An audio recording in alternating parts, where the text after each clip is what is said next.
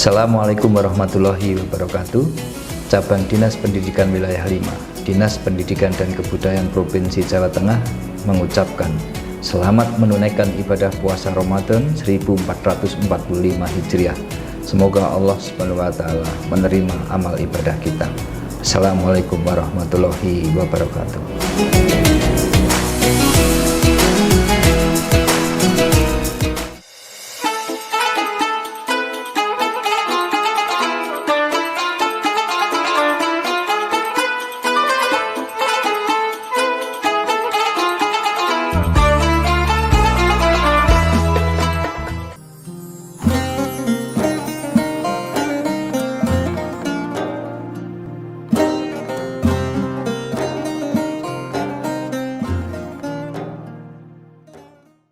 Bismillahirrahmanirrahim. Assalamualaikum warahmatullahi wabarakatuh. Jumpa lagi dengan saya Ismiatul Muawana di podcast MG9.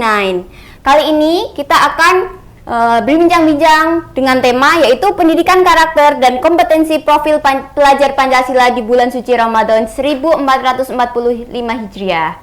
Kali ini kita akan berbincang-bincang dengan 3 narasumber hebat. Yaitu yang pertama ada Bapak Dedi Irawan selaku kurikulum di SMK Negeri Mojosongo. Silakan Pak Dedi. Baik Pak Dedi, bisa disapa dulu pemirsa. Halo teman-teman. Oke. Kemudian yang kedua ada narasumber yang paling cantik, yaitu ada Ibu Prita selaku pengampu mata pelajaran bimbingan dan konseling di SMK Negeri 1 Mojosongo. Monggo Bu Prita. Silakan dulu teman-teman. Kemudian yang ketiga yaitu ada Bapak Abdul Rahim selaku pengampu mata pelajaran pendidikan agama Islam di SMK Negeri 1 Mojosongo. Monggo Pak Rahim. Silakan disapa dulu. Assalamualaikum warahmatullahi wabarakatuh. Waalaikumsalam warahmatullahi wabarakatuh.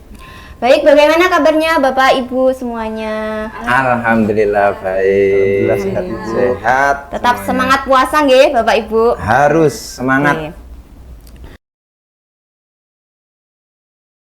Oke. Kali ini kita akan membahas mengenai pendidikan karakter dan kompetensi profil pelajar Pancasila di bulan suci Ramadan pada tahun 1445 Hijriah.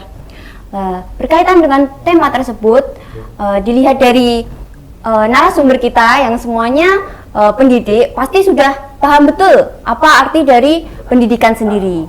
Oleh karena itu kali ini saya akan menanyakan apa sih karakter itu apabila dilihat dari sudut pandang kurikulum. Silakan Pak Didi bisa dijawab. Terima kasih Bu Ismi atas waktu yang diberikan. Kalau dari sudut pandang kurikulum ya, karakter itu sebenarnya adalah gabungan sifat, sikap, perilaku, kebiasaan dan lain-lain yang membentuk suatu pola hidup siswa itu ya. Kalau kita di sekolah memang kita cenderung membentuk karakter itu yang positif. Nah, menurut saya karakter ini penting karena kalau di zaman sekarang dan zaman dulu itu kan cara kita mentreatment siswa itu kan berbeda ya Bu ya. Yeah. Kalau zaman dulu mungkin Bu Ismi, Pak Rohim, Bu Prita yang lebih senior dari saya gitu. Kalau zaman dulu ada yang namanya mungkin pendidikan fisik ya. Ada juga mungkin serangan verbal dari guru gitu ya. Cewek. Iya, benar. Kalau zaman sekarang Pak Rohim, kalau kita kasih seperti itu banyak ya mungkin siswa kita yang tetap melakukan kesalahan yang sama atau apa karena mungkin di generasi sekarang ini anak-anak Gen Z ini ya mereka itu cenderung tidak mau diatur karena memang memiliki pola pikir yang bebas. Jadi menurut saya karakter di pendidikan terutama di zaman sekarang ini itu menurut saya harus dinomorsatukan. Karena apa? Karena di zaman sekarang ini kognitif atau pengetahuan itu siswa itu bisa memperoleh dari banyak media kan ya Bapak Ibu ya. Kalau biasanya Pak Rohim ngasih materi itu lewat apa Pak Rohim? Ya diantaranya ya bisa lewat buku, e-book, ya bisa lewat di situ dia anak-anak tak suruh browsing, ya bisa. Nah, kadang tak suruh untuk dia cari video atau saya menampilkan video. Nah itu Pak. Jadi menurut saya kalau sekarang untuk terkait materi pengetahuan kognitif itu anak-anak sebenarnya sudah lebih pintar daripada kita di zaman dulu karena sekarang itu banyak sumber belajar baik dari internet maupun dari buku cetak maupun dari media lain yang sekarang ini sedang trending-trendingnya ya. Jadi menurut saya memang karakter itu penting terutama sekarang. Jadi sekarang itu harus pengembangan karakter atau pendidikan itu dinomorsatukan. Itu menurut saya, Bu Oke. Ismi. Baik, terima kasih Pak Dedi. Jadi kesimpulannya, menurut Pak Dedi adalah pendidikan karakter itu harus lebih diutamakan daripada pendidikan kognitif. Seperti itu ya Pak? Walaupun keduanya merupakan hal yang sama-sama penting, seperti itu. Kemudian dilanjut oleh narasumber kedua, yaitu Bu Prita. Apa itu karakter menurut sudut pandang bimbingan konseling? Silahkan Bu Prita. Terima kasih Bu Ismi Iya. atas waktu dan kesempatannya. Saya setuju sekali dengan pendapat Pak Dedi Iya. ya. Jadi karakter menurut bimbingan konseling itu adalah sifat, kemudian sikap, perilaku yang dimiliki oleh seseorang, baik yang bersifat negatif maupun yang bersifat positif, seperti itu. Jadi tidak melulu positif terus, gitu. Iya. Ada yang bersifat negatif juga. Nah, karakter ini sebenarnya terbentuk dari beberapa tahapan, ya. Tahapannya adalah karakter terbentuk dari kebiasaan yang dilakukan berulang-ulang. Itu nanti akan membentuk sikap. Sikap itu adalah cara pandang. Kemudian sikap yang dilakukan berulang-ulang itu akan membentuk perilaku. Perilaku itu action, tindakan. Dan perilaku yang dilakukan berulang-ulang itu nanti akan membentuk karakter. Ya. Jadi bisa disimpulkan kalau menurut BK atau bimbingan konseling, karakter itu adalah kebiasaan yang dimiliki oleh seseorang, baik yang bersifat positif maupun negatif. Jadi dasarnya adalah kebiasaan. Kebiasaan. Iya. Oke, terima kasih Bu Prita. Berarti kesimpulannya dari apa yang telah dipaparkan Bu Prita, yaitu karakter adalah sebuah kebiasaan yang dilakukan secara bertahap dan secara berulang-ulang dan bisa berupa hal yang positif maupun negatif. Seperti itu ya Bu Prita? Ya, betul sekali, Bu Iya. Ismi. Baik, terima kasih Bu Prita. Kemudian yang terakhir yaitu dari narasumber yang terakhir, yaitu Bapak Abdul Rahim selaku pengampu mata pelajaran pendidikan agama Islam. Apa sih karakter itu apabila dilihat dari perspektif agama? Seperti itu Pak Rahim. Baiklah, untuk karakter sendiri, kalau dilihat dari sudut pandang pendidikan agama Islam khususnya, yaitu atau agama Islam, itu menurut saya identik atau sepadan dengan yang namanya perilaku. Karakter itu, karakter itu juga identik dan sepadan dengan yang namanya adab. Nah, terus karakter itu juga identik dan sepadan dengan istilah akhlak, identik juga dengan istilah yaitu etika. Nah, sehingga kalau Imam Ghazali itu hampir dan sampai menyampaikan bahwa akhlak itu atau karakter, akhlak, adab, etika itu sesuatu yang dimiliki oleh seseorang, dan itu ketika dia akan melakukannya itu tidak butuh pertimbangan. Ambil contoh gini, kita punya uang, ketika kita mau sedekah, itu kita melihat ada orang nggak mampu, kita pengen sedekah. Itu kalau kita masih punya pertimbangan, wah nanti tak sedekahkan segini, uang saya tinggal segini.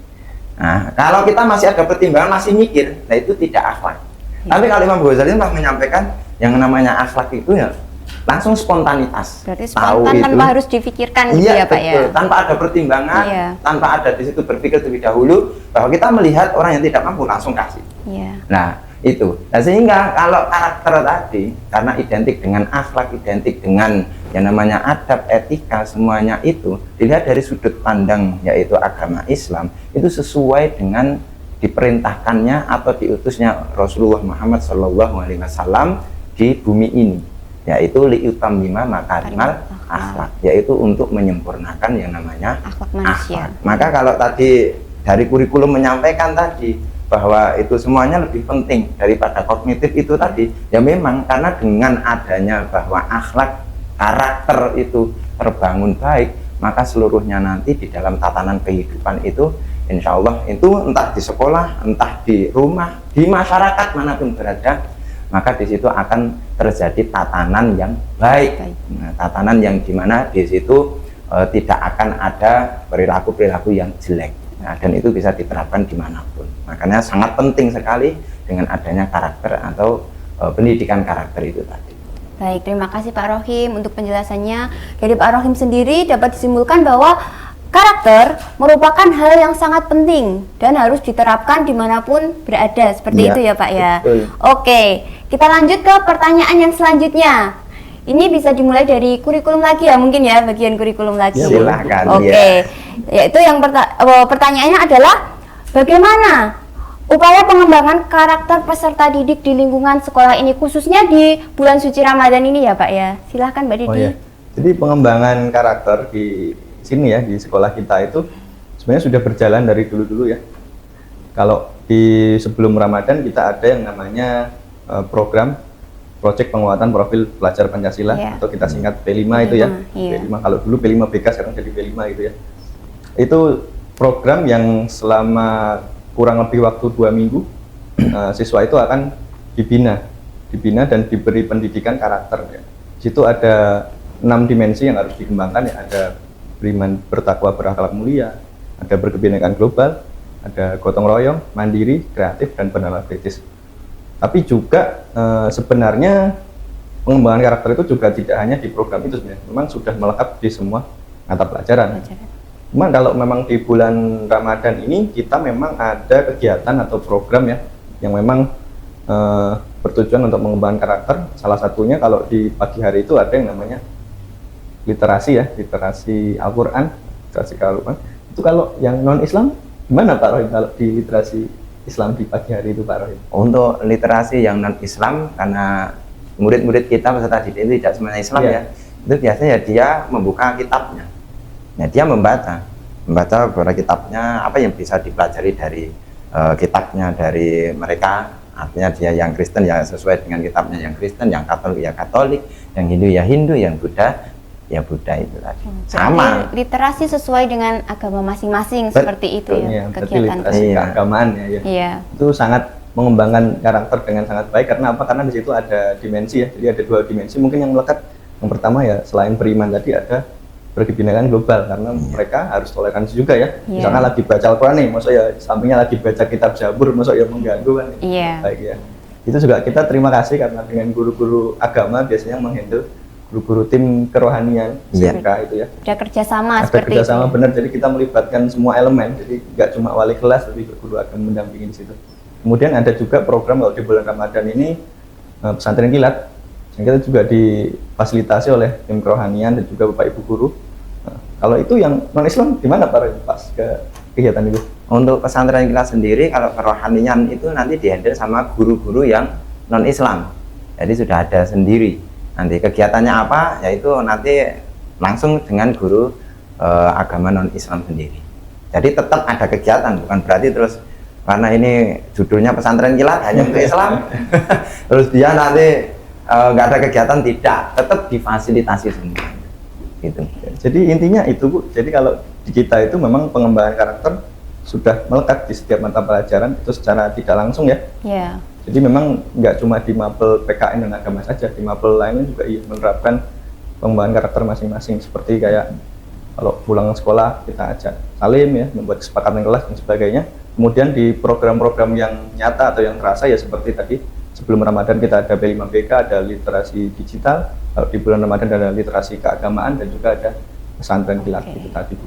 Terima kasih Pak Dedi. Jadi dari pemaparan yang disampaikan oleh Pak Dedi tadi dapat disimpulkan bahwa pendidikan pengembangan karakter yang kita lakukan selama bulan suci Ramadan ini dari kurikulum yaitu melanjutkan pendidikan karakter yang sebelumnya sudah berjalan ya Pak. Hanya ditambahi beberapa kegiatan-kegiatan kerohanian seperti sebelumnya mungkin ada literasi digital, kita ganti dengan literasi dengan membaca Al-Quran bersama seperti itu ya Pak ya. Kemudian ada juga kegiatan pesantren kilat. Oke, selanjutnya yaitu dari guru bimbingan dan konseling. Silahkan Bu Prita. Ya, kalau dari BK sendiri ya, bagaimana cara mengembangkan karakter siswa itu sebenarnya tidak hanya di bulan Ramadan saja ya.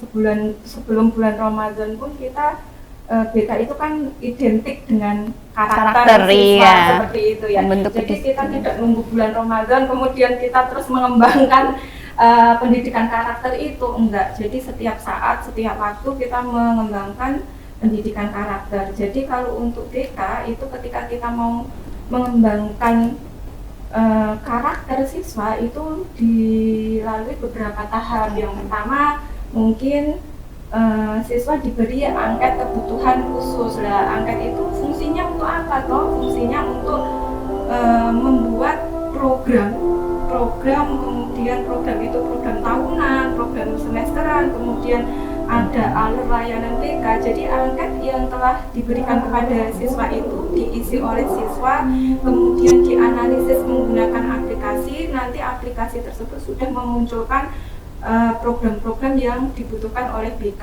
beserta modulnya. Jadi modul itu yang dibuat adalah modul yang sesuai dengan kebutuhan siswa seperti itu.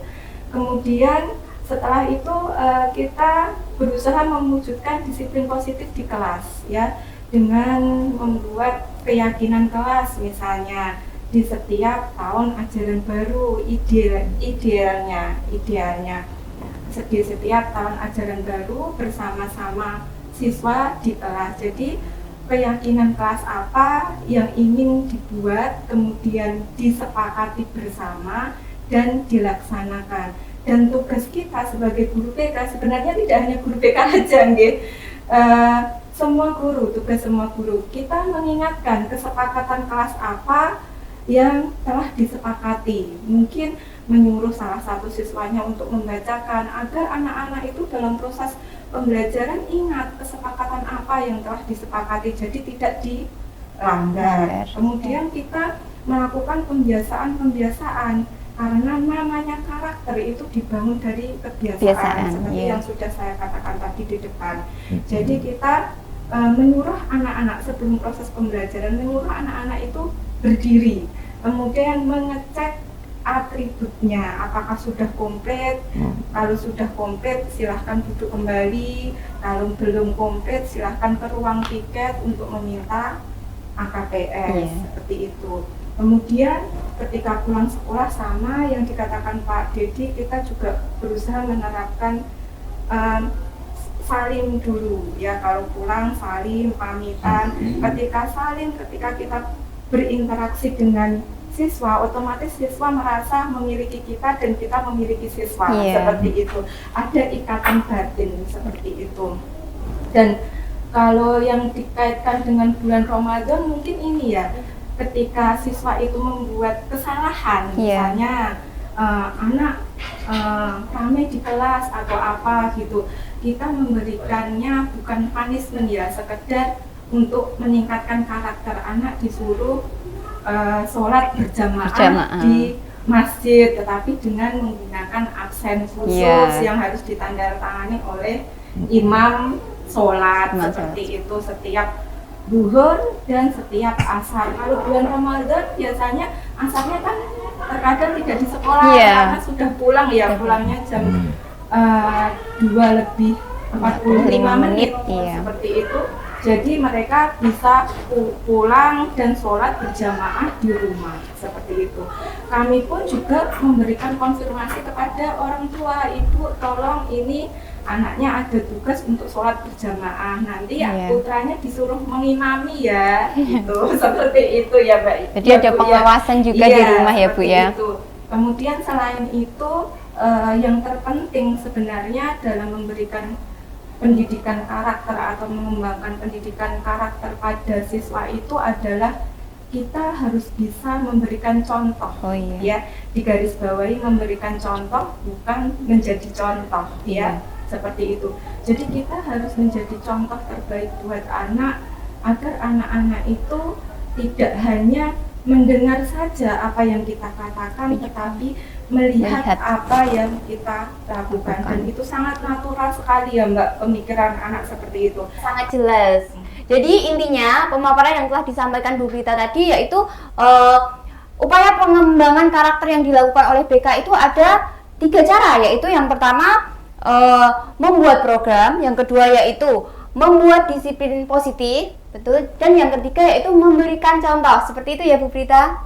Tadi agak kelupaan ya Mbak. Jadi ketika kita Iya. memberikan contoh itu misalnya ketika kita terlambat, kita juga harus bilang kepada anak-anak seperti itu. Alasan kita terlambat itu apa? Seperti itu, jangan sampai kita diam aja. Karena apa? Kita menuntut anak, misalnya anak datang terlambat kan, kita meminta alasan anak itu datang terlambat ngapain gitu ya. Jadi ketika kita terlambat, sebisa mungkin kita juga harus yang pertama memberi klarifikasi kenapa kita terlambat, kemudian kita juga harus meminta maaf. Jadi dari perilaku itu nanti kita kan bisa anak-anak bisa meniru, mencontoh apa yang kita lakukan gitu. Terima kasih Bu Prita. Sekarang kita lanjutkan, bisa Bu Prita? Iya, bisa. Kita lanjutkan ke Bapak Abdul Rahim. Bagaimana upaya pembentukan karakter dilihat dari sudut pandang ajaran agama Islam? Silakan Pak. Baik, untuk pembentukan karakter khususnya di bulan Ramadan, kalau dari pendidikan agama Islam banyak kegiatan yang dilakukan. Sebenarnya tadi juga sudah disampaikan sama Pak Dedi, kita itu kolaborasi. Iya. Nah, kolaborasi diantaranya literasi tadi, yang literasi pengetahuan kalau di luar Ramadan, maka untuk di Ramadan ini ya kita kolaborasi bahwa yang dijadikan literasi adalah Al-Quran. Anak-anak bisa di situ bersama-sama tadarus. Anak-anak juga bisa bersama-sama, yang sudah dilakukan di sini adalah membaca bersama-sama Asmaul Husna, atau di situ anak-anak juga bisa per individu melakukan diantaranya hafalan surat-surat pendek, itu juga bisa. Tadi juga sudah disampaikan ada program diantaranya adalah pesantren kilat, ya memang itu dilakukan setiap tahun, memang ada seperti itu. Nah, itu termasuk bagaimana pembentukan dan pengembangan daripada karakter anak ketika di bulan Ramadan ada pesantren kilat. Nah, biasanya pesantren kilat itu mungkin 3 hari, karena kita ada 3 tingkat 3 hari, tapi ini dibikin yaitu 6 hari. Nah, kita panjang 6 hari, sehingga supaya dalam hal nanti penanganannya dan pendampingannya itu kita tidak kewalahan, karena kita muridnya banyak, satu tingkat aja ada 600-an. Nah, sehingga dibagi setiap satu pertemuan itu, pertemuan pertama, hari pertama biasanya itu kelas 12 itu indeks 1 sama indeks 3.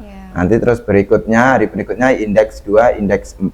Sehingga dalam satu kali kegiatan itu sekitar ada 300-an anak, sehingga kita pendampingannya itu sangat mudah. Nah, diantaranya ada itu, dan diantaranya juga ada beberapa tambahan, yaitu pengembangannya lewat apa? Sholat jamaah.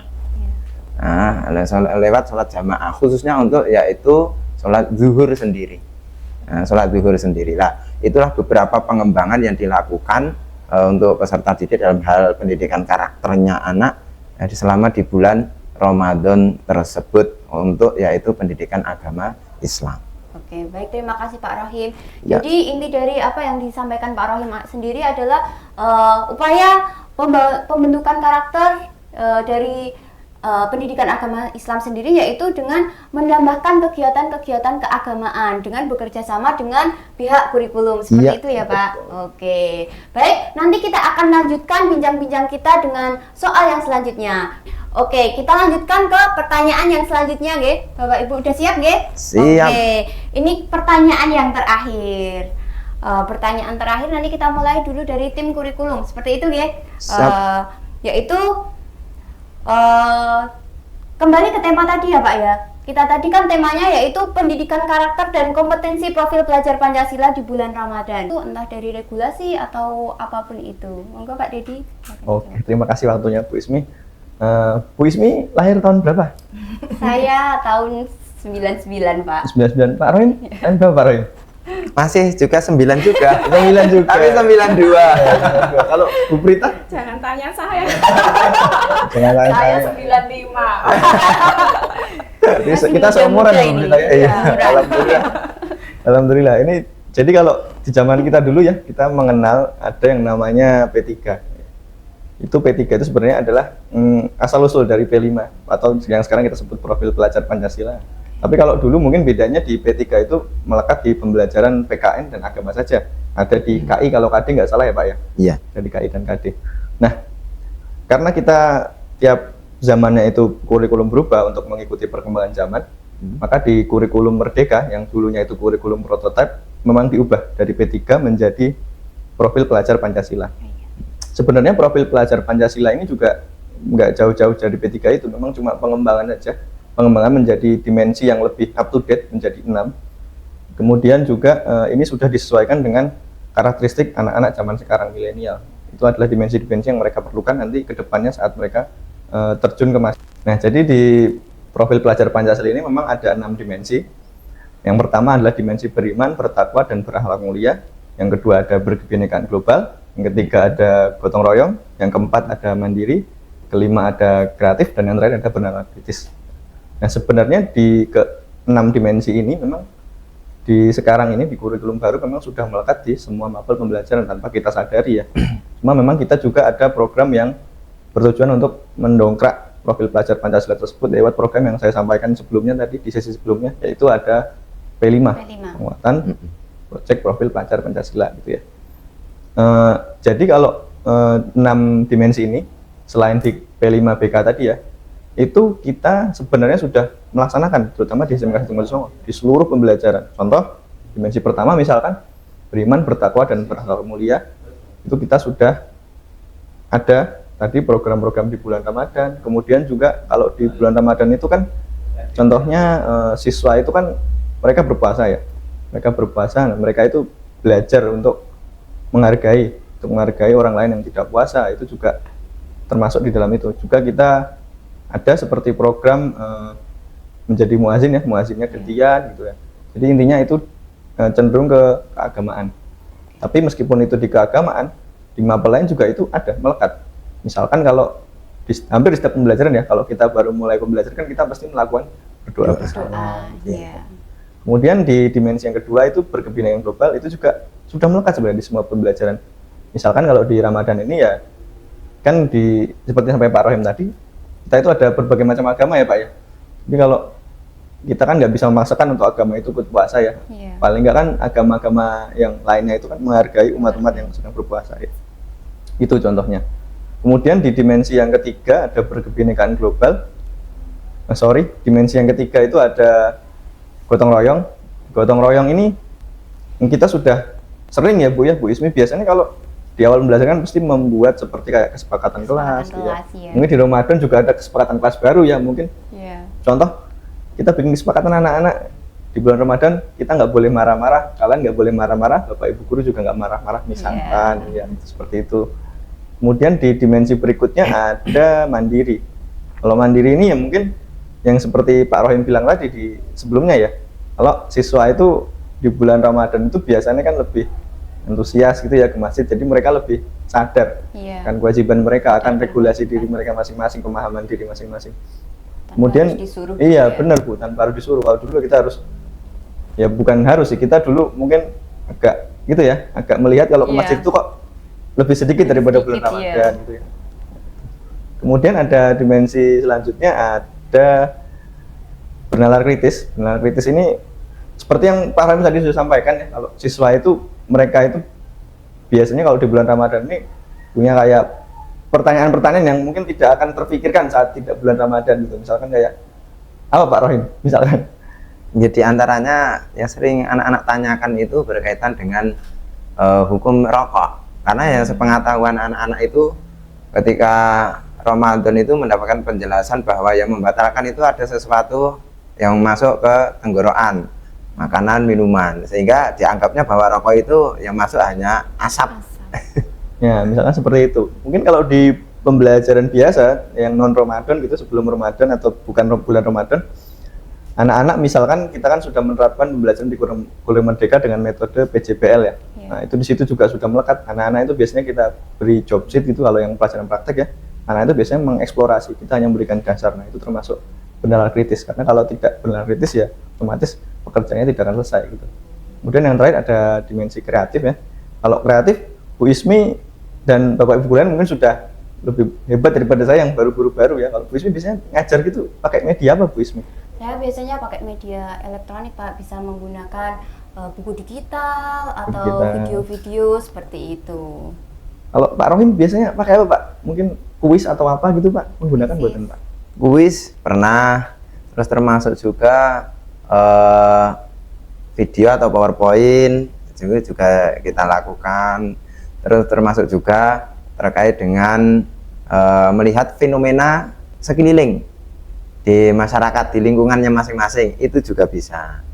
Nah, jadi kalau Aplikasi e-learning gitu. iya betul banget. Jadi memang kalau dimensi kreatif ini bahkan sebelum ada kurikulum merdeka ya kita sudah menerapkan, karena Bapak Ibu guru sekarang itu sudah luar biasa karena menerapkan media yang interaktif ya, yang sesuai dengan perkembangan zaman. Jadi itu menuntut anak juga untuk kreatif. Contoh misalkan kayak Bu Ismi tadi bilang menggunakan e-learning ya, menggunakan e-learning di situ misalkan ada tugas untuk merangkum, nanti siswa bisa merangkumnya tidak seperti dulu ya kita pakai Harus kertas menulis, gitu, ya. harus menulis, kita bisa pakai Canva dihias atau pakai flowchart Iya. atau pakai flow diagram dan sebagainya. Jadi menurut saya profil pelajar Pancasila di dalam kurikulum ini memang penting sekali, karena meskipun kita itu sudah ada program nyatanya ya di kegiatan P5 itu, tapi kita tetap harus melekat di tiap-tiap mata pelajaran. Karena apa? Karena kembali ke pertanyaan awal tadi, agar membentuk karakter siswa menjadi lebih baik menurut saya. Baik, terima kasih Pak Dedi untuk pemaparannya. Jadi intinya profil pelajar Pancasila itu seperti apa yang dikatakan Pak Dedi, yaitu sudah terintegrasi ke semua mapel seperti itu ya Pak. Oke. Dari apa yang dipaparkan Pak Dedi tadi, saya mau bertanya nih kepada Bu Prita selaku guru bimbingan konseling. Apa sih Pak Bu kaitannya dari profil pelajar Pancasila tersebut dengan kegiatan bimbingan dan konseling? Silakan Bu Ya. Prita. Ya, terima kasih atas waktu dan kesempatannya Bu Ismi. Yang dipaparkan Pak Dedi cukup komplit sekali Iya, ya. jelas. Dan memang benar sudah terintegrasi di setiap mata pelajaran, termasuk kalau BK bukan mata pelajaran nggih Pak nggih. Jadi kalau BK itu layanan. Layanan, Ya, iya, itu yang layanan. membedakan antara mata pelajaran dengan BK. Kalau BK layanan, kalau yang lain itu adalah mata pelajaran. Nah, secara aplikasi saja ya. Jadi untuk BK itu sebenarnya kan ada 4 layanan ya, 4 layanan. Yang pertama adalah layanan dasar, yang kedua adalah layanan preventif, yang ketiga adalah peminatan, yang keempat adalah dukungan sistem. Nah, keempat layanan itu terdiri dari 4 bidang. Bidangnya adalah bidang sosial, bidang karir, bidang pribadi, dan bidang belajar. Nah, yang sering kita gunakan atau sering kita gunakan dalam keseharian itu biasanya adalah layanan dasar yang terdiri dari layanan bimbingan klasikal di dalam kelas yang seperti biasanya kita jadi ngajar di dalam kelas. Kemudian bimbingan kelompok itu biasanya kita memberikan layanan kepada siswa yang terdiri dari 8 sampai 12 orang, di mana kita membahas topik-topik yang sedang hit atau tren pada saat ini, di mana topiknya itu ada topik tugas, ada topik bebas. Topik tugas itu adalah topik yang diberikan oleh guru kepada siswa atau anggota bimbingan kelompok. Kalau topik bebas itu anggota kelompok memilih sendiri topik apa yang akan mereka bahas seperti itu. Kemudian layanan preventif. Layanan preventif itu kita ada konseling kelompok. Konseling kelompok itu di mana siswa secara berkelompok biasanya terdiri dari 5 sampai 8 orang secara bersama-sama, secara satu persatu mengungkapkan permasalahan yang mereka hadapi. Kemudian dari anggota kelompok tersebut memilih salah satu masalah yang mereka akan bahas. Nah, masalah yang mereka akan bahas itu tentunya masalah yang harus cepat diselesaikan seperti itu. Dan kemudian masalah yang dibahas tersebut dicari solusinya secara bersama-sama. Kemudian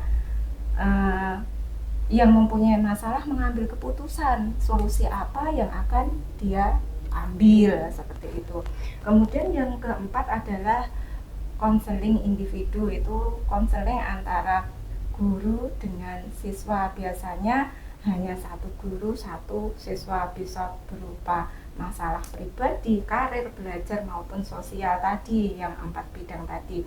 Nah, kalau kaitannya dengan profil pelajar Pancasila, sebenarnya semua kegiatan layanan itu tadi berkaitan.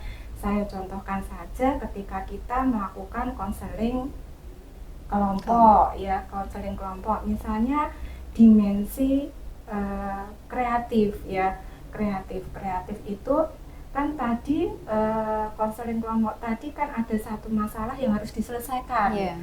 Dan masalah itu harus diselesaikan oleh anggota kelompok lain. Kemudian kreatifnya di mana? Kreatifnya adalah ketika semua anggota kelompok memberikan solusi terhadap masalah yang dihadapi oleh temannya. Itu kan kreatif, membutuhkan kreativitas. Kemudian bernalar kritis. Bernalar kritisnya di mana? Siswa yang masalahnya dibahas itu harus mengambil keputusan. Kira-kira solusi apa yang akan saya ambil? Itu kan butuh penalaran, harus ditimbang-timbang mana ya yang cocok untuk saya, mana ya yang mampu, seperti itu. Dibutuhkan penalaran kritis. Kemudian mandiri, biasanya di dalam konseling kelompok itu biasanya yang teknik yang kita gunakan adalah kontrak perilaku. Contohnya ketika anak-anak itu sering tidak masuk kelas, misalnya masuk sekolah maksud saya. Nah, ada kontrak perilaku, dia harus bangun jam berapa, setiap hari dicentang, sampai sekolah jam berapa, harus absen khusus jam berapa. Itu kan butuh kemandirian dari si anak tersebut, seperti itu. Kemudian kalau gotong royong mungkin tadi dicontohkan oleh Pak Dedi, Pak Dedi, bagaimana kita lakukan bisa di konseling kelompok secara bersama-sama, temannya menemukan solusi, memberikan solusi, itu juga bisa gotong royong nih Pak Dedi. Iya, atau di layanan ya, membuat kesepakatan kelas di bimbingan klasika, seperti itu. Kemudian kalau mungkin itu saja ya, mungkin yang hanya bisa masuk dalam BK. Mungkin kalau kebinaan global ya disesuaikan dengan topik kami. Topik kami misalnya beriman dan bertakwa kepada Tuhan, seperti itu. Kemudian kalau berakhlak mulia ya bisa dicontohkan setiap kita memulai kegiatan apapun, layanan apapun, konseling apapun, itu selalu diawali dengan berdoa dan diakhiri dengan berdoa juga. Bahkan ketika melakukan konseling kelompok terutama, itu ada asas yang harus kita jaga, namanya kerahasiaan dan keterbukaan. Itu kan termasuk berakhlak mulia ya Pak ya. Betul. Iya, seperti itu. Mungkin itu nggih aplikasinya P5 di bimbingan konseling. Oke. Terima kasih pemaparannya Bu Prita. Jadi pada intinya hubungan antara profil pelajar Pancasila dengan bimbingan konseling sendiri, yaitu setiap layanan yang dilakukan oleh tim BK itu sudah terintegrasi oleh profil pelajar Pancasila. Contohnya yaitu dengan layanan bimbingan kelompok, itu juga sudah diintegrasikan dengan profil pelajar Pancasila. Seperti itu ya Bu. Yang selanjutnya yaitu dengan narasumber yang terakhir, yaitu guru pendidikan agama Islam. Apa sih Pak kaitannya profil pelajar Pancasila sendiri dengan pendidikan agama Islam? Oke, untuk profil pelajar Pancasila sendiri kalau dihubungkan dengan prakteknya, dengan pendidikan agama Islam, itu semuanya sudah tercakup di dalam seluruh kegiatan selama 30 hari di bulan Ramadan. Itu semuanya sudah masuk sebenarnya. Tadi disampaikan ada 6 dimensi, dari mulai beriman, bertakwa kepada Tuhan Yang Maha Esa dan berakhlak mulia, sampai terakhir yang kreatif, itu semuanya ada di dalam kegiatan yaitu Ramadan itu. Ambil contoh, kita bedah masing-masing lah. Dari yang pertama beriman, terus bertakwa kepada Tuhan Yang Maha Esa, berakhlak mulia. Nah, berkaitan dengan ketika anak itu, peserta didik, siswa melakukan dia puasa saja itu sudah menunjukkan kewarasan spiritual dia, sudah menunjukkan hal yaitu hubungan vertikal antara Tuhannya dengan seorang hambanya. Nah, sehingga sudah masuk di situ ketika anak di situ melakukan puasa. Jadi dengan penuh dengan keridhaan bahwa itu perintah dari Allah Subhanahu wa taala, perintah daripada Tuhannya, maka di situ dia melakukan, yaitu sudah menunjukkan profil pelajar Pancasila, yaitu dimensi yang pertama, beriman, bertakwa kepada Tuhan Yang Maha Esa, berakhlak mulia. Nah, untuk yang dimensi yang kedua yaitu berkebinekaan global, ya itu sudah saya sampaikan, diantaranya adalah yang bisa kita lihat dalam prakteknya Ramadan ini, yaitu banyak anak-anak sendiri, karena kita itu di sekolah agamanya tidak hanya Islam tok. Nah, tidak hanya Islam, ada agama-agama yang lain, entah itu Kristen, entah itu Katolik, entah itu Buddha, entah itu Hindu, meskipun beberapa juga ada di situ, ya. Maka ada di antaranya anak-anak itu yang non Islam itu dia yang jualan. Nah, jualan apa ya? Jualan takjil, jualan makanan untuk berbuka. Lah, itu yang membeli sendiri itu ya anak-anak yang Islam, karena yang puasa kan yang Islam. Ya, dia membeli. Nah, sehingga dengan dia membeli tadi ada hubungan baik, ya, antara yang Islam dan hubungan yang baik antara dengan yang non Islam, sehingga di situ membentuk dimensi berkebinekaan global itu. Nah, sehingga adanya toleransi itu tadi juga. Lalu yang dimensi yang ketiga, gotong royong, itu juga sudah dilakukan oleh anak-anak sendiri.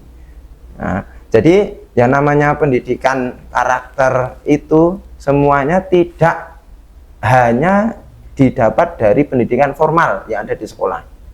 Nah, termasuk yang dilakukan oleh anak-anak dalam hal gotong royong, dimensi gotong royong ini. Anak-anak di situ tidak melakukan di sekolah, tapi dilakukan di lingkungan masyarakat masing-masing. Bisa kita lihat ya, ketika di situ siapa Rasulullah Muhammad SAW itu menyampaikan man fariha bidukhuli Ramadan, sing seneng yang kono, barang siapa yang dia senang akan masuknya bulan Ramadan, maka di situ besok jasadnya ya, akan diharamkan oleh Allah Subhanahu wa taala masuk ke dalam nerakanya Allah Subhanahu wa taala. Akhirnya dia ketika mau masuk bulan Ramadan itu gotong royong. Gotong royongnya apa yang dilakukan oleh anak-anak? Ya, di dalam lingkungan masyarakat dia membersihkan masjid. Ya, ngepel masjid. Nah, termasuk kemarin P5-nya juga seperti itu ya Pak? Iya. Ya, kan malah sepadan itu. Nah, selaras rujuk dengan itu. Nah, gotong royongnya dilakukan itu. Ada di dalam rangkaian Ramadan itu semuanya.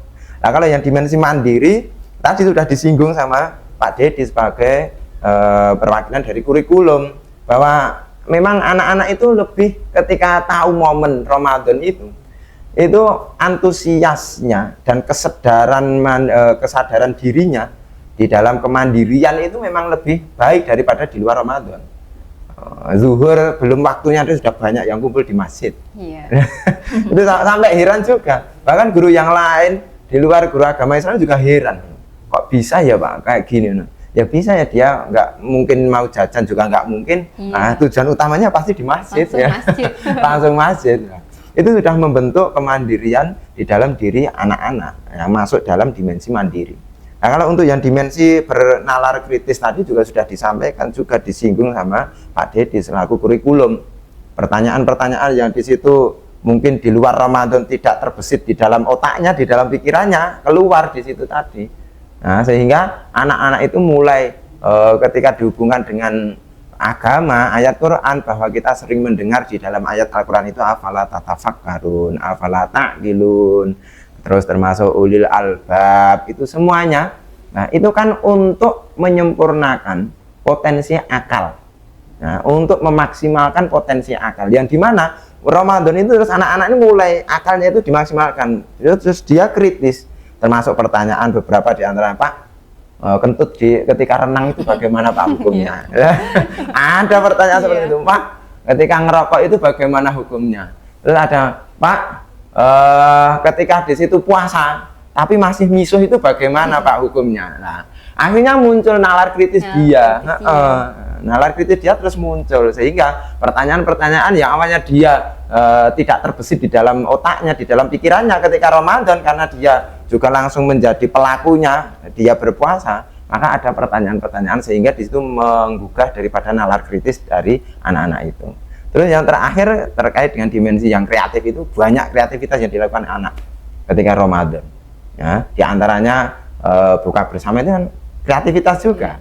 Nah, kreativitas juga. Di antaranya dia berbagi takjil, kreativitas juga. Bahkan kemarin juga dilakukan oleh jurusan ATER, ya, kelas 12, dilakukan di beberapa lampu merah traffic light itu dilakukan berbagi takjil. Nah, kalau berikutnya ini nanti insya Allah dari ekstrakurikuler yaitu pramuka sendiri juga kan melakukan, tidak hanya di situ yaitu berbagi takjil, akan tetapi mengisi beberapa momen Ramadan di kampung halaman anak, karena anak yang disuruh untuk nyari tempatnya.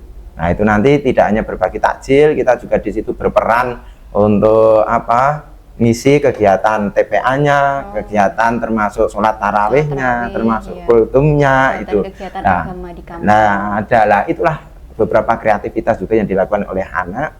Nah, sehingga di situ mendorong juga dalam dimensi kreativitas itu di bulan Ramadan itu sudah melekat di situ, sudah ada dan dilakukan oleh anak sendiri. Nah, itulah hubungan daripada profil pelajar Pancasila yang di situ ada dimensinya, ada 6 itu. Jika ditilik dari kegiatan Ramadan itu semuanya sudah terintegrasi, include semuanya di dalam yaitu pendidikan agama Islam itu. Oke, baik, terima kasih Pak Rohim untuk paparannya. Jadi pada intinya hubungan antara profil pelajar Pancasila dan pendidikan agama Islam sendiri yaitu sudah dapat dilakukan dengan kegiatan-kegiatan kerohanian seperti itu ya Pak ya. Oke, terima kasih Bapak Ibu narasumber atas waktu kita untuk bincang-bincang tadi ya. Jadi pada dasarnya di SMK Negeri 1 Mojosongo sendiri sudah menerapkan pendidikan karakter yang sesuai dengan profil pelajar Pancasila apabila ditilik dari bidang kurikulum, BK, dan guru pendidikan agama Islam seperti itu. Terima kasih, mohon maaf apabila ada salah kata atau perkataan yang kurang berkenan. Kita bertemu lagi di podcast MG9 dengan tema-tema update selanjutnya. Wassalamualaikum warahmatullahi wabarakatuh. Waalaikumsalam warahmatullahi wabarakatuh.